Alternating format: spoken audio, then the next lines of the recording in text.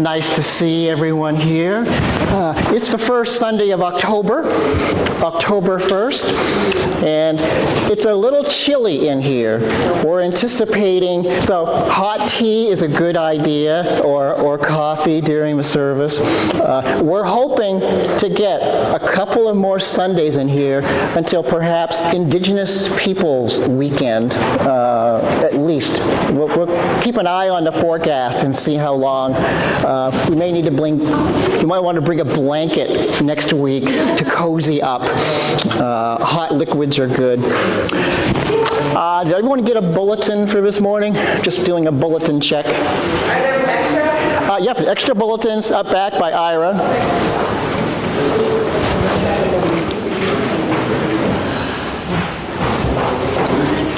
So we'll get started here in just a minute. But yeah, the mist or smoke, I'm not sure. It's been so heavy the last couple of mornings. So it's clearing off, but I know it's not just fog. Okay.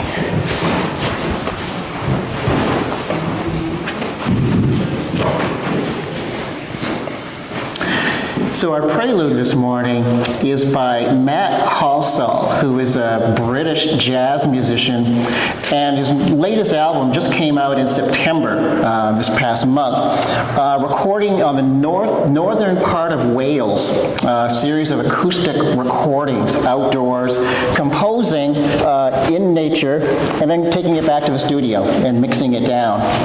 So I'm not sure how many of you remember on NPR for years Robert J. Lertzema, who was the host of Morning Pro Musica out of WGBH in Boston. And here on our State of Maine radio station, he came on at 8 a.m. every weekday. And one of his trademark styles was to hear bird song easing in, or sometimes nature, usually birds, and then slowly his first classical piece would come in for the morning. And I just loved that. I would always make sure I was by the radio station. I had to be at work at 8 a.m. also, but also Robert J. Lertzema would come on right at 8 a.m. So in this first piece, listen closely, it's called Tracing Nature, and there's a bit of that Robert J. Lertzema influence.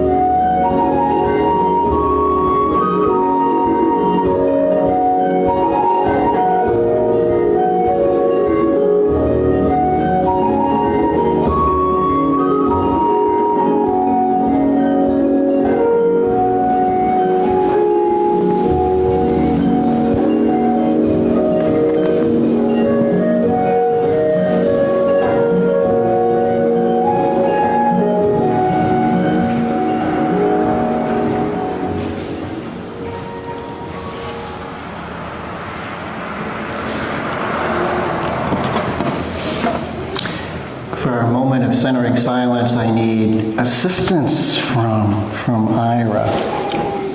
Our crystal bowl is back for a little sonic attunement session this morning. Hopefully. Okay, we're trying a new location again to see if we can capture the best resonance for sound in the space. So we're trying the solid wood altar rail this morning. So as this sounds, relax into this space. Feel, if you can, like the bird song we just heard, and the flute and nature. Notice the sound in this space. If you can hear it, feel it, or see it as it attunes and aligns the soul and our body. In our moment of centering silence, let us be mindful and alert to the here and now. Let us relax into this moment, breathe deeply, and listen to the sound around us.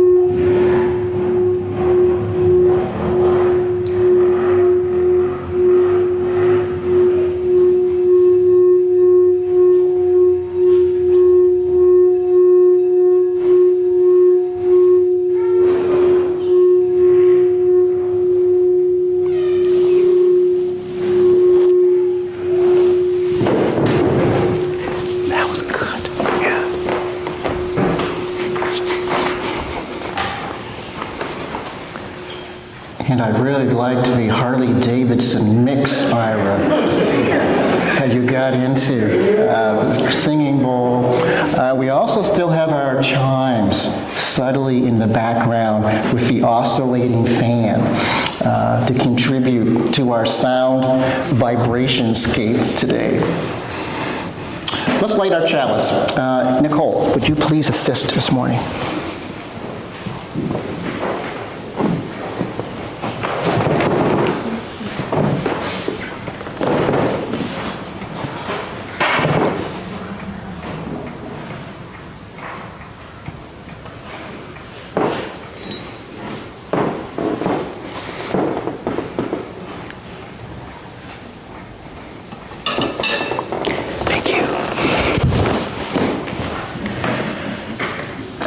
Here we gather. Here we bring our whole being, all our goodness, struggles, our mistakes, our goals, ambitions, and daily choices.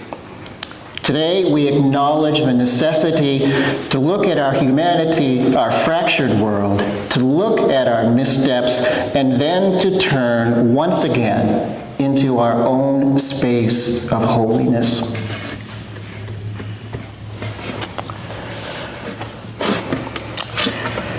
So today we're introducing our new theme for the church year on EarthCare. And there'll be more on this as the service goes on. You'll notice the artwork on today's bulletin and the support page that went out of trying to find this image of color, this color of sky, ocean, and green earth. So part of EarthCare is the experience of nature as spiritual practice, a connection to and connection with all of creation. Opening words this morning are from the 19th century West Coast naturalist John Muir. And these words are not just poetic metaphor, though they are, but they are so much more, speaking to this deeper connection. The sun shines not on us, but in us.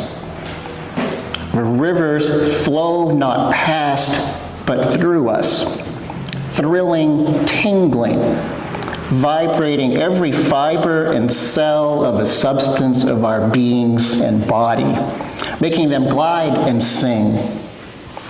The trees wave and the flowers bloom in our bodies as well as our souls, and every bird song, wind song, and tremendous storm song of the rocks in the heart of the mountains on high, they are our song.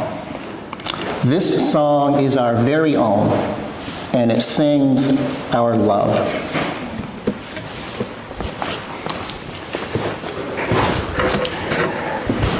We're going to sing number 168.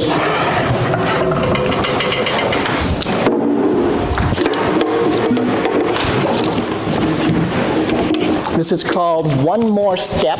We're going to sing all 4 verses.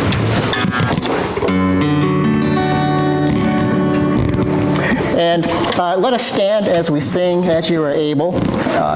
And we selected this song to go along with the new theme for the year on EarthCare.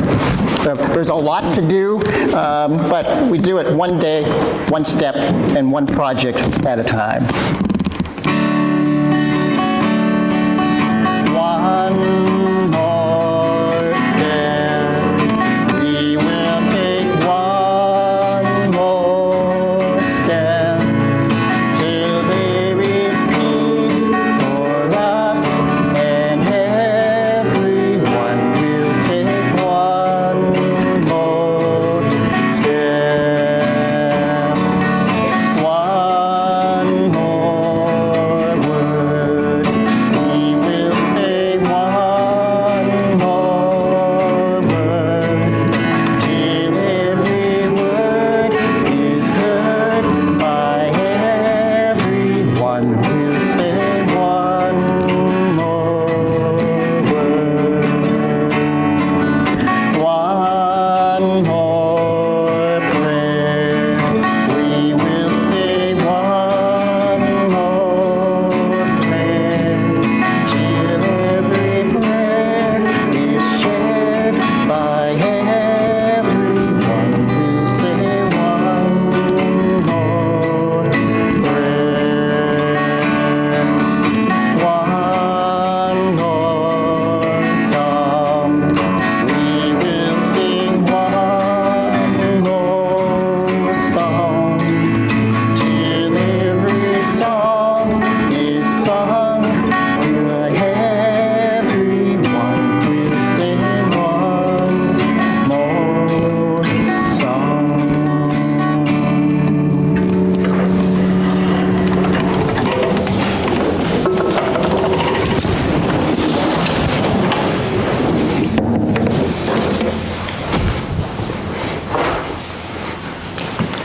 Our reading this morning is number 634. And this is a seasonal reading for fall, for this time of year of turning of leaves, turning our schedules, starting new projects. And it ties into our theme as well on EarthCare, of evaluation, readjustments, and moving forward. So it's a long reading, but let's read it together. I will do the bold. If you would please read the italicized. On turning. Now is the time for turning.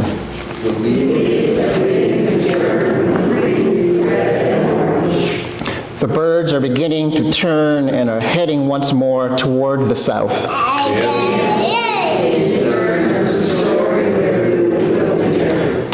For leaves, birds, and animals, turning comes instinctively.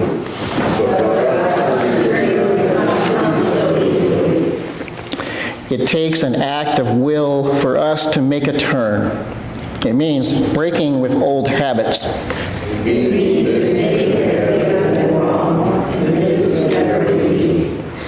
It means losing face.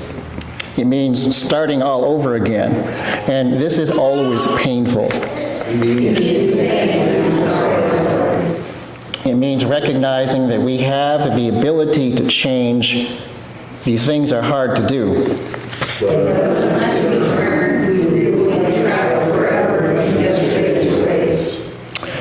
God, help us to turn from callousness to sensitivity, from hostility to love, from pettiness to purpose, from envy to contentment, from carelessness to discipline, from fear to faith.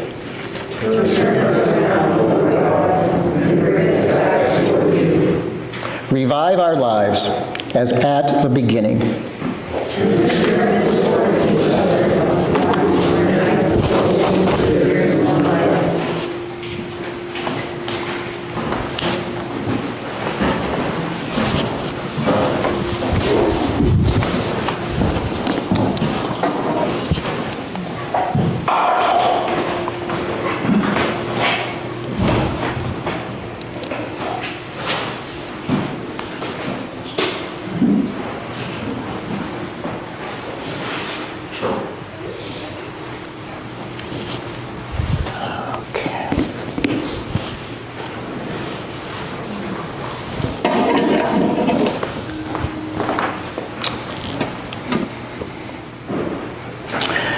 So as we start the new theme this year, I was looking for a soundtrack, a piece of music that might accompany us on our journey, and there'll be more as we go. This first one is by Carrie Newcomer, who has been called a prairie mystic by the Boston Globe. She's been involved in environmental projects and leader as the last few years. Lyrics are informed by Newcomer's wider philosophical and spiritual thinking, as well as her environmentalism and concerns for social justice.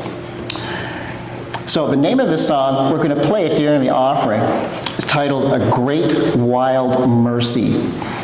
And it's like a prayer. It's a prayer of grace, as like Joshua was referring to this morning. And I'm going to read the lyric in its entirety. You'll see a portion of it in today's bulletin. And I'm hoping that as the year goes on, we may keep referring back to and singing or playing this song from time to time.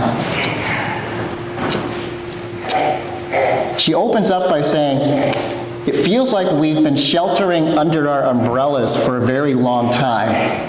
So she says this song is about being ready to put the umbrella down and to step into the rain. And as you know, this summer and now into the fall, we've had our share of rain this year. So I think this, again, is a good metaphor for where we feel like we're at right now in this season. So I'm going to read the lyric. It was a summer storm that broke the heat. She had a blue umbrella as she stepped into the street. I saw her look up from beneath the brim, thought better of it, and closed it up again. The rain slipped down like unchecked tears, the way that miracles arrive and then disappear. I nodded as I watched her smile and walked away, like I'd just seen the finest prayer that had ever been prayed. There's a big wide sky filled with stars that feels so close but feels so far. I'm tired of all the rage, tired of all the worry. I'm ready for a great wild mercy, a great wild mercy. May we all forgive was tattooed on the barista's arm, like a sign from God, or like feeling like you were hit and run. He handed me my coffee, he just poured. May we all find the mercy we've been longing for. Some of us are just born restless, dazzled by the hard and softness of things, sensing an ever-present goodness still circling on wings. There is the news of the world and news of the heart, stories we tell parcel and part. You will all unfold, the teller and the told, the stories that'll heal us and the ones we let go.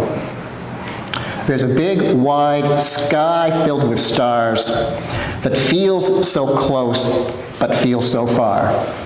I'm tired of all the rage, tired of all the worry.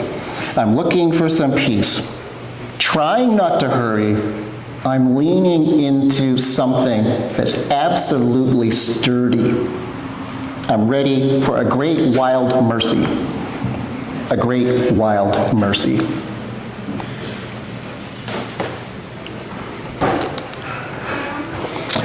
So we're going to collect the offering. The plate is up back.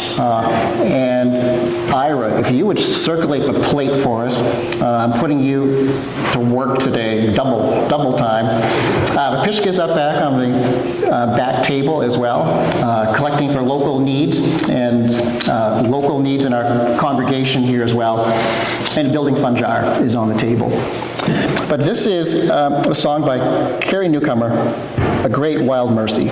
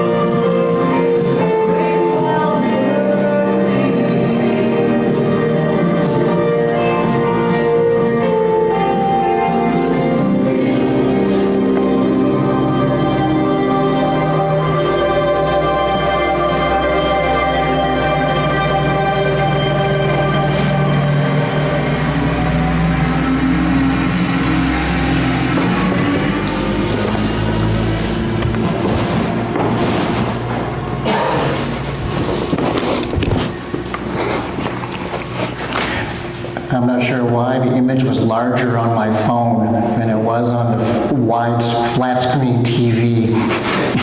We'll work on that. Yeah, I don't know. Okay, this morning, our opening quote comes from comedian and cultural critic George Carlin. He said, "In Los Angeles, there's a hotline for people in denial. So far, no one has called."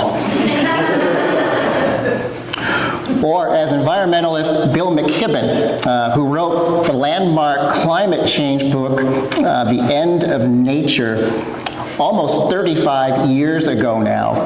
A similar quote, and it appears in today's bulletin. "There is a tendency at every important but difficult crossroad to pretend that it's not really there." And from the desk of columnist Art Buchwald, "And man created the plastic bag and the tin and aluminum can and the cellophane wrapper and the paper plate. And this was good because man could then take his automobile and buy all his food in one place, and he could save that which was good to eat in the refrigerator and throw away that which had no further use. And soon the earth was covered with plastic bags and aluminum cans and paper plates and disposable bottles, and there was now nowhere to sit down or walk. And man shook his head and cried, 'Look at this god-awful mess.'"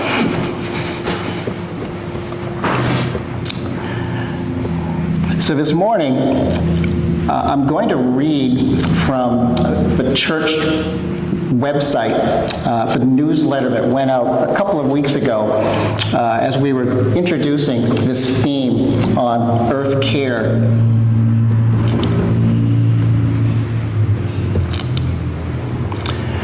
So we are living in a time of unprecedented environmental change, climate shift, and looming uncertainty. This can have a disruptive effect on everything from the daily weather forecast to the economy, politics, natural disasters, migration patterns, and where to purchase a piece of real estate.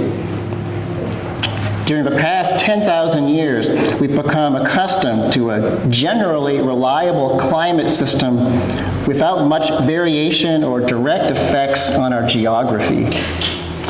That is about to change, and already is. When I'm conversing with people lately, I find myself saying, I feel like I'm living in a science fiction movie. The combination of technology, pandemics, overpopulation, planet stressors, and significant climate shift present challenges that humanity has never faced at this magnitude before. Old answers that were effective in the past may not be adequate to address new concerns in the immediate future. The planet is our Earth home, and we are one of over 8 billion residents sharing this space.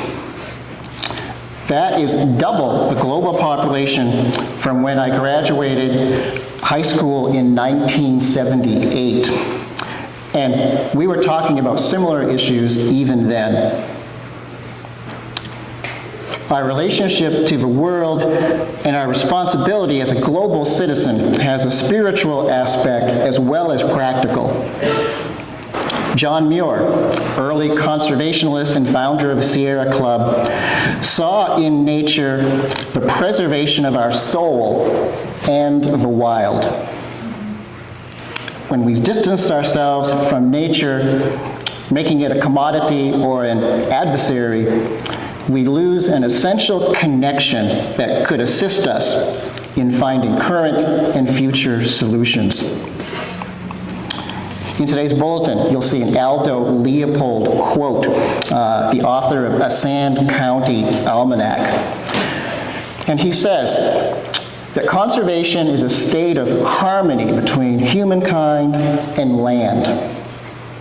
A thing is right when it tends to preserve the integrity, stability, and beauty of a biotic community.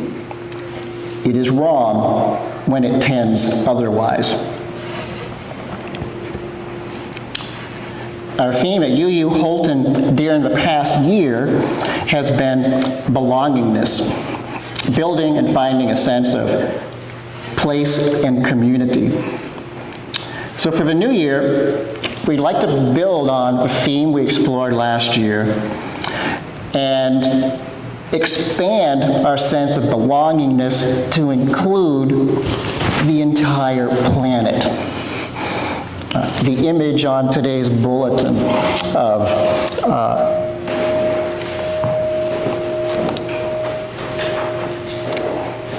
we had built this, this sense of community at the small, individual level of individual contact, people we know, our families, our community, our nation, and building our community here as new people arrive, people who have been here for years, and exploring and establishing those relationships. And the theme that kept coming up was this connection, that's spoken or unspoken, of shared interests, shared space, communicating back and forth in a manner that is open, interested, and wanting to share that moment together and to maintain those connections throughout the week, months, and years, to explore and deepen and to expand those. So with EarthCare, it's feeling that same expansion. It gets larger from a small project to this larger project to a truly cosmic project of this larger connections, same dynamics, a lot of the similar aspects of what's happening on the small scale happen at this larger scale. So this year it's extending that view and experience to the planet, the galaxy, universe, that extended view and experience. What does it mean to feel as if you are connected to the earth and a member of a global community? What are the responsibilities of being a good steward of a planet, and how can we contribute to its balance, sustainability, and well-being? So each year we try to come up with a catchy theme or slogan for our theme. And this year we came up with a suggestion of two titles, and we may just keep working on this and adding more as we go. The first one was EarthCare and Building Eco-Community, which sounds a little techy.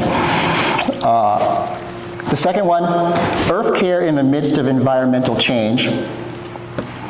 And in today's bulletin, I'm suggesting another one, even simpler. EarthCare, just trying to make things better in whatever way that might look like as we continue to study this issue, have conversations, and see what we can do in our personal lives, locally here in Holton, and larger extension to the global community itself. So we have two books this year that we're focusing on.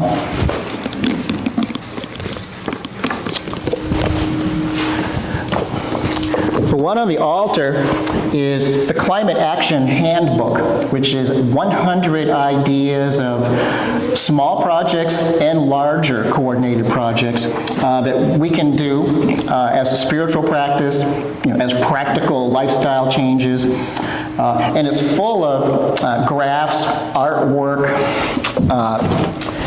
So we'll be using some of these in our support page.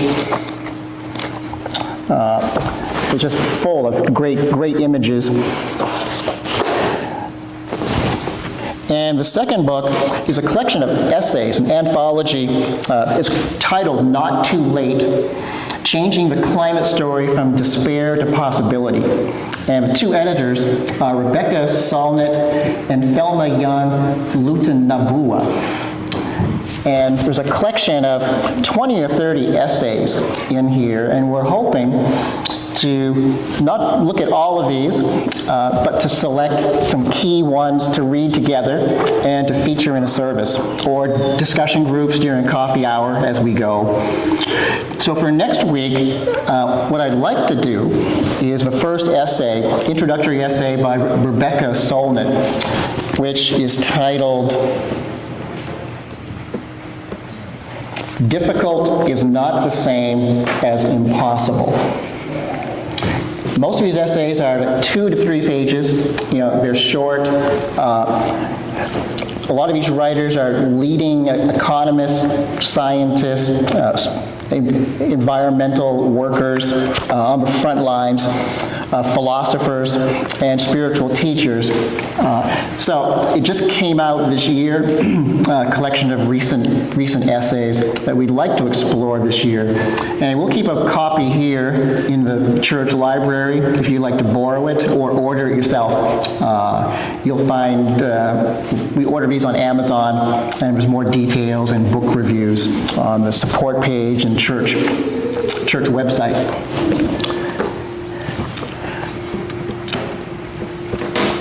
So I want to read one quotation from Rebecca Solnit from the introduction. She says, "To hope is to accept despair as an emotion, but not as an analysis. To recognize that what is unlikely is possible, just as what is likely is not inevitable. To understand that difficult is not the same as impossible.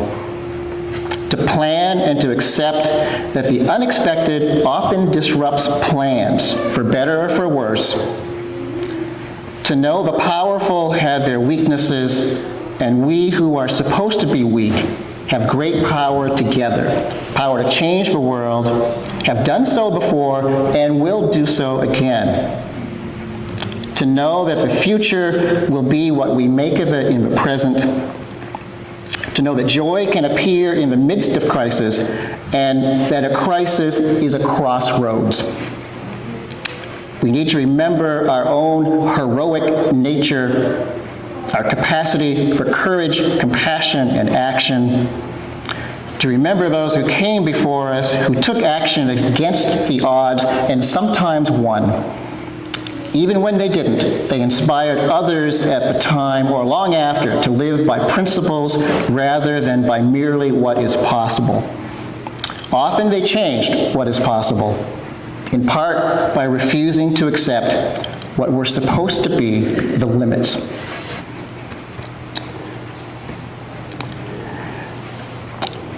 So I'm calling this EarthCare practice. And starting out with 4 categories. I mean, these are broad categories that many of these essays refer to. And the first is the area of science and technology we'll be looking at. Number 2, ethics and the moral case for why to make these changes or action and stewardship. 3, philosophy and spiritual psychology, the spiritual practice of the philosophy, the right mindset to avoid despair and to work hard for possibilities. And number 4, action and application. So today, just putting that out there as those 4 categories: science and technology, ethics and moral case, philosophy and spiritual psychology, action and application. It's an ambitious project for the year, and we're just going to start this where we're at, carry on conversations, and see what comes up as possible projects. We have our new Social Justice Committee that just reformed. In the last 2 months, we've had 2 meetings. Dan Crawford has been chairing that committee and that group, meeting on the second Sunday of each month. And Joshua also filled in while Dan was gone once. And that group is exciting, off to a great start. And some of these service topics will be feeding into the social action group. But also, last month, we have been organizing, and in Presque Isle, we established the Acoustic Climate Group Presque Isle chapter in September, a couple of weeks ago. We had the organizational meeting, and the group plans to meet once a month and to have these same type of conversations of what can local citizens do together, and what type of projects might that look like. A lot of it looks like it's going to be educational, trying to bring together possible lectures through the university system. So it's a small group, and the excitement of getting key people in the Presque Isle hub area together in the Acoustic Climate Group. We have the same aims in Houlton. Later in October, again, we're planning an organizational meeting for the Acoustic Climate Group Houlton chapter. And we're hoping that our little social action group here at UU Houlton can be a key part of that and be involved. So we'll keep you posted. Looks like we're going to have that first organizational meeting here at the Cup Cafe for that initial meeting, and then decide where it might meet. So we see that being part of this EarthCare project this year, as well as moving towards Eclipse 24 in April 8 in Houlton, of the totality solar eclipse, anticipating anywhere from 10 to 70,000 people coming to Houlton in the first week of April. So part of the selection of this theme is having that in mind, of what can we come up with here, UU Houlton, for programming, events, meals during that week of Eclipse 24. The town's been working on this for the last year and a half, and this is our opportunity to start having conversations and to see what we might want to do here, to have the building and grounds open for Eclipse 24.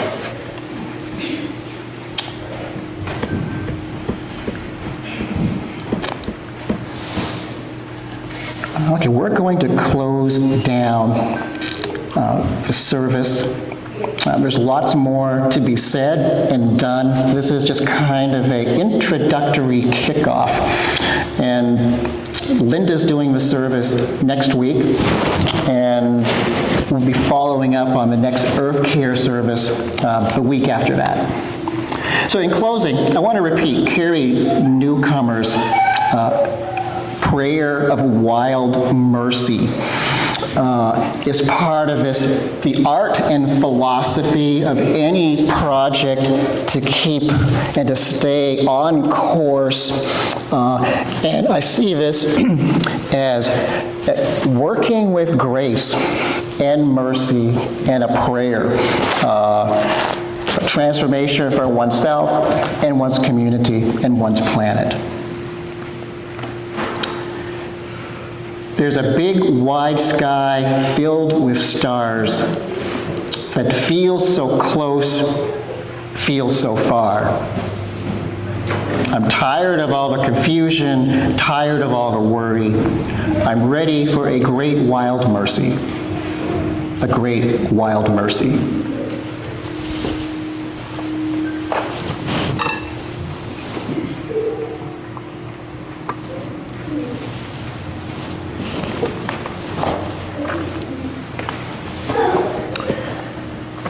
As we extinguish the chalice, we leave this gathered community, but we do not leave our connection, our concerns, or our care for each other. Our connection continues. Until we are together again, my friends, be strong, be well, be true, be loving. A great wild mercy. Amen.